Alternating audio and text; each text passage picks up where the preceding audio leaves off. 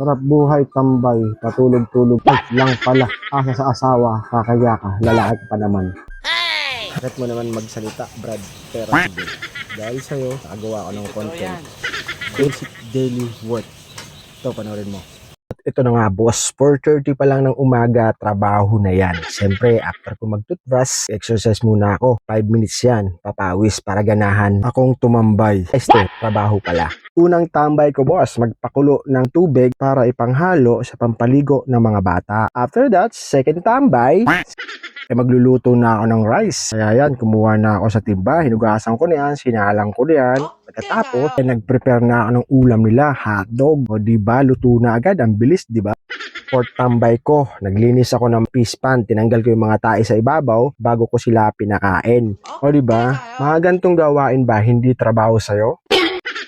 Fifth tambay, binuhay ko yung solar power ko kasi nga para makatipid kami ng kuryente. O diba, organize. At hindi pa dyan nagtatapos ang pagiging tambay.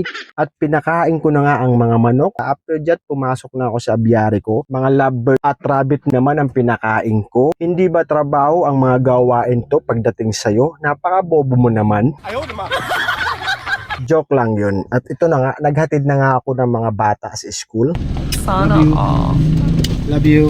After kong makauwi, nagsalang naman ako ng lalabhan. Tinanggal ko muna yung dating nakasalang kasi isasampay ko yun. At sinalang ko na nga yung mga bago kong lalabhan. Sasampay ko naman yung tinanggal ko kanina para mainitan. So anong lesson, boss? Hindi lahat ng tambay walang trabaho. Pero kahit basher ka, I still love you!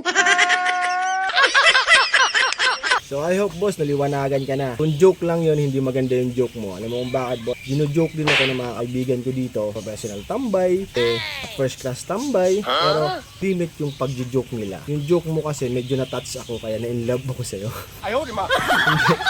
Dinamay mo kasi yung asawa ko. Sa personal kasi yung joke mo, which is hindi maganda. Pero no worry, ibas mo lang ako uli at re-respond ulit ako. Thank you.